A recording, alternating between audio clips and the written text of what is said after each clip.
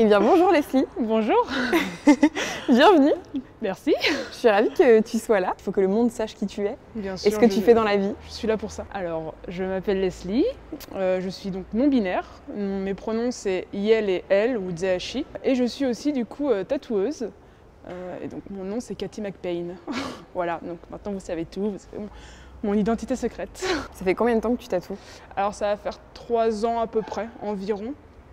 Ça fait 2 ans que je suis vraiment à mon compte, toute seule, tout ça. Je vagabonde un peu partout, Paris, beaucoup à Bordeaux. Ça fait un peu je me la pète, mais du coup je suis aussi allée à New York et Toronto et à Berlin dernièrement. Trop bien. C'est assez fou pour moi. Et voilà. Et du coup, comment t'es arrivée dans le monde du tatou? Alors j'ai fait des études d'abord de coréen. Je voulais faire ambassadeur, tout ça. Et en fait, c'était trop dur pour moi. Et en fait, j'ai toujours voulu faire du dessin, mais je me suis jamais vraiment impliquée, enfin, genre pas assez confiance en moi. Et du coup, j'ai quitté les études au bout de 2 ans et demi de licence. J'ai investi dans le dessin. En fait, je me suis vraiment à fond investie dedans. J'ai dessiné pendant 1 an, j'étais chez moi, c'était un peu galère. J'ai une famille à côté, tout ça. On m'a beaucoup aidée aussi, beaucoup supportée. Et du coup, après, j'ai vu dans le tatouage qu'il y avait une nouvelle vague, des trucs qu'on pouvait faire un peu plus librement, tout ça, et ça m'intéressait vachement. Et en plus, on rencontre des gens, les gens ils te racontent un peu ta vie, moi je suis hyper curieuse. C'est vrai que quand t'es assis avec ton tatoueur, ça parle. Hein. Ça peut parler, ouais. Enfin, ça dépend des gens, ça dépend du tatoueur. De tatoueur, tatoueuse, mais ouais, carrément. Et du coup, moi je suis quelqu'un, j'aime bien les gens. Après, c'est super dur d'y rentrer, hein. Faut pas non plus croire que t'achètes ta machine et c'est bon. Mais ça vaut le coup une fois qu'on y est, mais pour y rentrer, c'est quand même pas simple. J'imagine que le premier tatou, si tu regardes ton premier et ton plus récent, ouais, je peux te montrer mon premier tatouage, je l'ai fait sur moi. Ah bah, mais allons-y. Quelle transition magnifique. Voilà, c'est magnifique. Le premier que j'ai fait sur moi, enfin sur quelqu'un, sur un être vivant. Parce que du coup, avant, tu t'entraînes sur les agrumes ou peau synthétique, parce que du coup, même d'apprentissage, j'étais végétarienne, donc on n'était pas dans la peau de porc non plus. C'est pas très beau, mais parce que voilà, on voit les traits, ça fuse, tout ça. C'est pas très beau avec ton œil de professionnel. Oui, voilà, peut-être. Voilà, je me suis fait une bouche de vampire, voilà, c'était comme ça. Mon premier que j'avais sur le corps, c'est sur les bras. Waouh, je me suis changée comme ça. Du coup, le premier, c'est celui-là. Ouais. Je l'ai fait au mondial du tatouage, en fait. C'était mon premier mondial du tatouage. Et en fait, j'ai toujours eu une espèce d'obsession pour Batman, même si aujourd'hui, en étant déconstruit, Batman c'est quand même chaud, le mec il est riche et au lieu de donner sa richesse, il s'achète un costume cher, bref. C'est une rose avec des petites feuilles et des petites étoiles. C'est Dino Vallely qui l'a fait.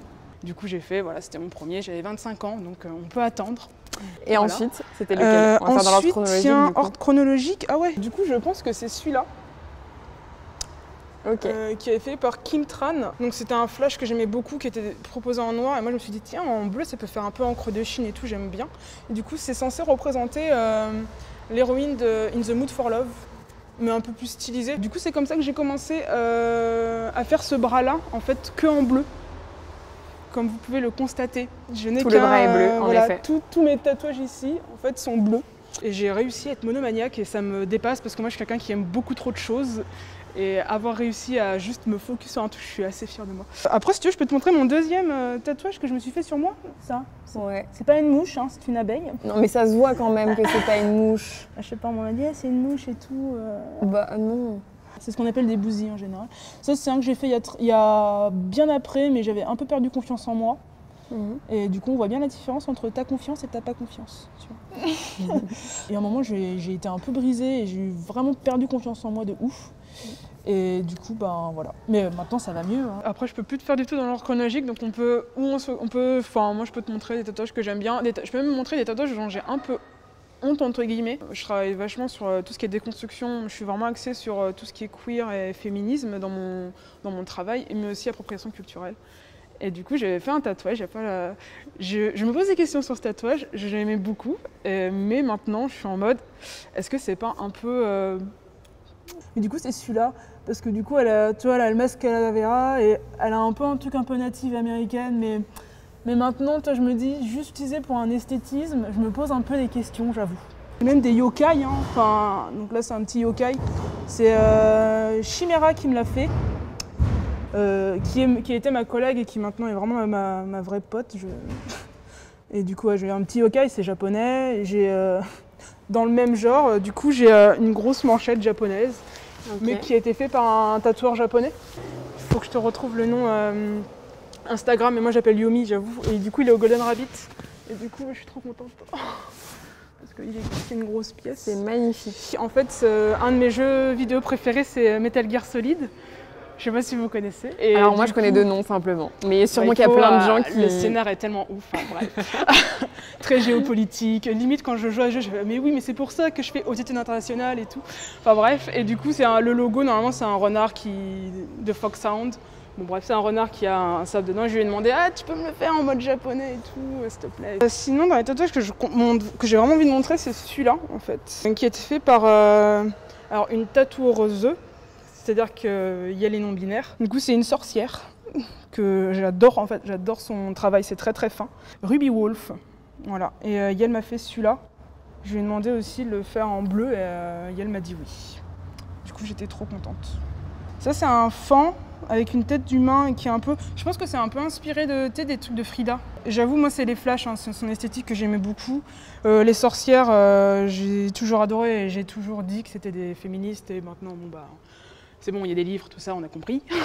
J'ai fait un truc ici que j'ai bien aimé parce qu'en fait, c'est Rookie King qui me l'a fait et ça m'a un peu permis de... Parce que j'ai quand même des belles hanches et des grosses fesses et c'est un tatouage qui m'a vachement décomplexé en fait. Et en plus, il se met bien en haut comme ça. C'est des branches en fait. Alors c'est une pêche en dessous pour le côté fesses avec des citrons parce que j'adore ça. Et avec branches de romarin et de thym parce que pour moi, c'est la base de ton alimentation. Citron, ail, romarin, tout ça. Je ferai l'ail sûrement de l'autre côté, je sais pas. Et du coup, ça m'a aidé vachement à me dire oui, j'aime bien maintenant cet endroit, parce que je suis pas trop fan de mes fesses, même si c'est la mode de Kim Kardashian machin. Enfin moi, toute ma vie on m'a dit que j'ai des grosses fesses. Bref, on va pas pleurer non plus, mais du coup, ça t'a aidé à reprendre un peu confiance et à te dire en fait. Je me sens bien quoi. Oui, c'est ça. Trop cool. Et puis ça fait hyper joli. Alors, je peux vous montrer celui-là, c'est genre matching tattoo que j'ai fait avec. Donc c'est Sixo qui me l'a fait. C'est le personnage d'un de mes films préférés qui s'appelle La famille Tenenbaum. Et du coup, lui c'est Richie Tenenbaum. Et du coup, mon mari. Et pourquoi lui ? Eh bien, je sais pas. Je crois que c'est un des films que j'adorais et j'aimais beaucoup ce personnage en fait. Et... Qu'est-ce qu'il a de particulier ? Il est plutôt sensible. Après, le mec est un peu fucked up. Je sais pas si je peux spoiler, mais il est un peu quand même amoureux de sa sœur adoptive. Mais sa sœur adoptive, hein. Mais je sais pas, j'aimais bien son petit look un peu barbu, machin. Vu que j'ai été nourrie un peu au film américain, tout ça. Mais du coup, ouais, c'était un moment marquant de ma vie. Il a Margot Tenenbaum. Ton mari donc ? Mon mari. Ok. À Margot Tenenbaum. Ouais, voilà. Ok. Et j'ai un autre matching tattoo, parce que moi je fais des matching tattoos, je m'en fous. C'est sur les moments. Et du coup, c'est Sixo aussi qui les a fait, décidément. Sixo Santos qui est homo bleu. Et du coup, ouais, j'ai fait Daria. Mais oui, on l'a tous et toutes reconnue. Voilà. J'adore Daria et ma pote est vraiment une Daria. Et du coup, elle a Jane derrière elle. Est-ce qu'on ne repartirait pas sur le bras bleu ? Ouais, on peut repartir. Parce que moi, je suis curieuse. Carrément, on peut repartir sur le bras bleu. J'ai fait celui-là, qui est de encre mécanique. Bizarrement, parce que... Mais il est vieux, celui-là. C'était peut-être un de mes 4e ou 3e. Et ouais, j'ai toujours aimé les tournesols. Voilà. Du coup, on fait des tests aussi, tu vois, sur ma peau, tu vois bien. Parce qu'en fait, justement, moi, je trouve que dans le tatouage, il y a une forte discrimination au niveau des peaux, en fait, foncées. Où, on pourra juste le vérifier par rapport au like Instagram où tu vas poster une photo d'un tatouage avec une personne racisée plutôt à peau foncée. Du coup, il y aura beaucoup moins de likes. Et du coup, il y a ce truc-là.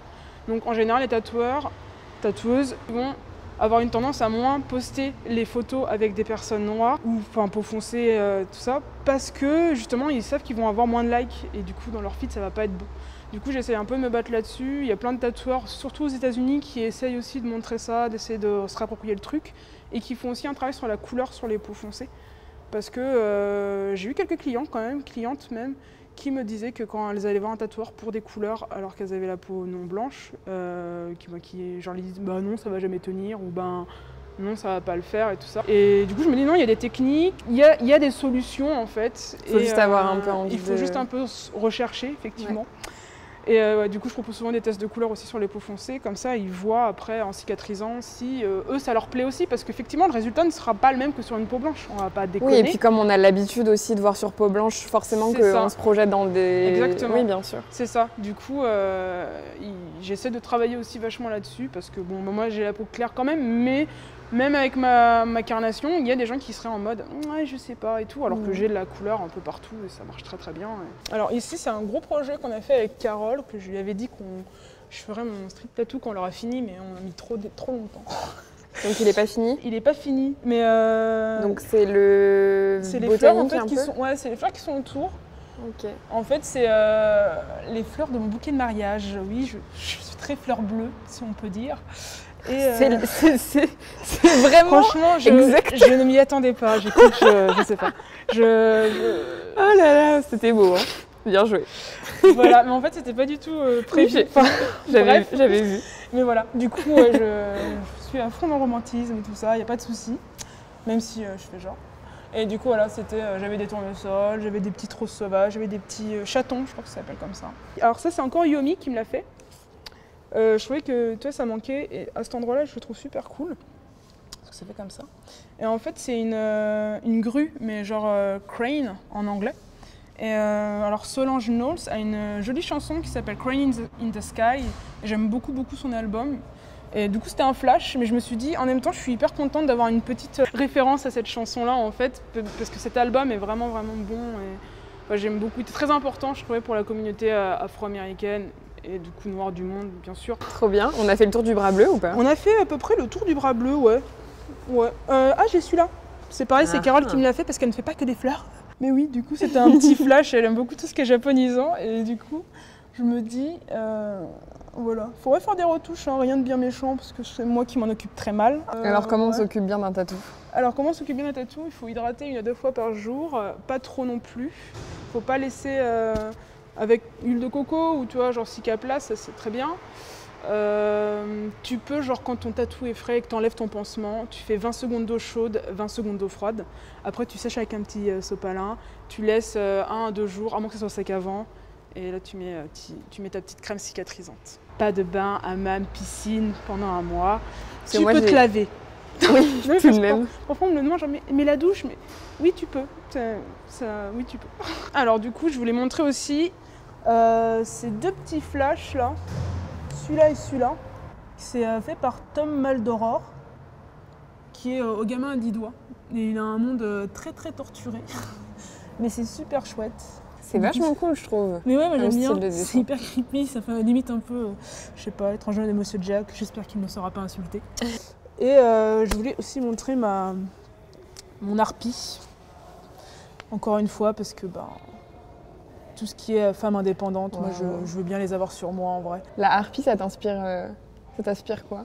Bah ouais, une femme indépendante, un peu sorcière, un peu monstre. On l'a définit aussi un peu comme... On confond souvent avec la succube aussi, tu sais, les femmes qui aiment le sexe, tout ça. Et du coup, tout de suite, comme par hasard, c'est le mal, tu vois. Du coup, ça a été fait par Krull. Mais ça s'écrit genre Creveleux. J'ai vu que t'en avais sur les mains aussi. Oui, j'en ai sur les mains. En plus, j'ai fait sur mon bras bleu. Celui-là, je l'ai fait, c'était le jour de mon anniversaire. C'était quand j'étais en apprentissage. Et du coup, c'est moi qui ai dessiné le design. Après, on m'a demandé c'était quoi la signification. J'ai fait, je sais pas. Après, j'ai dit, ah tiens, ça peut être genre mon frère, ma soeur et moi. Ça va être peut-être mes 2 enfants. Et puis ça sera, je sais pas, Jérémy, j'en sais rien. Enfin, tu vois. Parce que du coup, t'as des enfants? Oui, j'ai des enfants. Voilà. Alors, sur ma main aussi, j'ai ça qui a été fait en handpoke. Qu'est-ce que c'est? Alors c'est une feuille... Non, qu'est-ce que ça veut dire handpoke? Ah pardon, handpoke c'est sans machine en fait. À la main en fait, tout simplement. Oui, c'est genre, j'en ai fait à Toronto, ça prend 10 ans, c'était chaud. Et du coup, ils font comme ça genre. Donc là, c'était vraiment juste à l'aiguille. Et du coup, j'ai fait ça à New York et en fait, c'était une grosse étape parce que j'ai fait un guest à New York dans un shop que j'adorais et tout ça. Et ça a un peu marqué... C'était vraiment pour marquer le coup, en plus elle me l'a offert, elle était super sympa. Pour moi c'est vraiment ce souvenir-là de je suis partie, c'était la première fois que j'étais aux États-Unis, en plus je travaillais là-bas, c'était New York. Et ouais, du coup j'étais trop contente et voilà. Ça c'était vraiment pour marquer le coup. Est-ce qu'il y en a d'autres que tu voulais absolument montrer et auxquels tu tiens? Je sais pas, j'ai peur qu'il m'embête si je lui montre pas, ça c'est Delange. Ah oui. Il est très gentil. Je suis sûre qu'il J'adore ce qu'il fait. Il va me dire ouais, t'as fait un tatou, t'as pas montré mon travail. Du coup, je sais pas, je me suis dit allez. Mais celui-là, je l'aime bien. Enfin, c'était vraiment un flash, je sais pas, il est trop sympa. C'était mon premier guest que j'avais fait hors de Paris. Et du coup, c'était à Montpellier. Et du coup, je suis contente parce qu'en fait, ça me fait une petite ligne comme ça petite ligne. Et là, ça fermait bien, tu vois, ma petite ligne de tatouage. Ça, c'est Raphaël l'Archive. Est-ce que tu sais combien t'as tatoué? Pas du tout. Est-ce que si tu avais une estimation, tu dirais combien? Franchement, il y a au moins une trentaine, non? Ouais, je pense une trentaine, 25-30, j'avoue. J'ai aussi celui-là. J'avoue tout. J'avoue tout. J'ai aussi celui-là, mais alors je sais pas si. C'est une petite chauve-souris qui mange un petit citron. C'est pareil, c'est Carole qui me l'a fait, enfin Chimera, pardon. Et en fait, j'ai une obsession pour les chauves-souris et les citrons. Je sais pas pourquoi. Mais parce que c'est trop mignon, ça ressemble à des petits chiots. Voilà. Ils sont vraiment trop mignons. Après, t'en as des monstrueuses aussi. Enfin, c'est fascinant comme animal en fait. Mais je trouve ça assez fascinant. C'est incroyable. Ouais, et puis je crois que ça me fait aussi un peu penser à Batman, j'avoue. Est-ce que tu as des projets en tête déjà? De trucs que tu vas faire prochainement? Des projets tatou? Ouais. Ouais, alors par contre, le problème c'est que c'est toujours Carole. Et, genre, elle a jamais le temps, donc c'est chiant. Du coup, elle est trop cotée aussi. Elle est trop cotée, tout le monde la connaît. Elle pèse trop maintenant, tu vois. C'est clair. Et du coup, en fait, ouais, je voulais me faire ici parce que j'ai une grosse place, du coup, une chauve-souris. Mais une chauve-souris bicolore. T'en as des noirs et blancs et tout. Du coup, je voulais faire un truc un peu genre un peu fatou, machin. Je sais pas, peut-être avec du gingembre parce que j'adore ça. Enfin, c'est autre chose. Et je voulais faire aussi ici un portrait d'Audrey Hepburn. Je ne sais pas, j'ai une obsession pour Audrey Hepburn, qui a un renard polaire, parce que c'est mon animal préféré. Et parce qu'en fait, c'est des animaux qui cultivent leur jardin. Et du coup, Audrey Hepburn a toujours une citation qui dit « Si tu cultives un jardin, c'est que tu crois en l'avenir ». Du coup, je suis quand même assez optimiste malgré le climat ambiant. Un peu tendu. Un peu tendu, et voilà. Et je crois que j'aimerais bien aussi me faire Jodie de Daria, parce que c'était une représentation noire et tout ça, et que je trouve ça vraiment de plus en plus important. Voilà. Écoute, je suis super contente de t'avoir rencontré. Oui, moi aussi. Et ton corps est une œuvre d'art. Oui, hein, vous avez vu cette toile vivante? Carrément. Tu rappelles ton nom de tatoueuse? Ah, c'est Cathy McPain, voilà. Voilà, Cathy McPain. Donc n'hésitez pas à aller voir son merveilleux travail. Voilà. Et puis à bientôt peut-être. Ouais, carrément. Avec d'autres projets. Oui, avec plein d'autres projets. Voilà. Salut. Salut.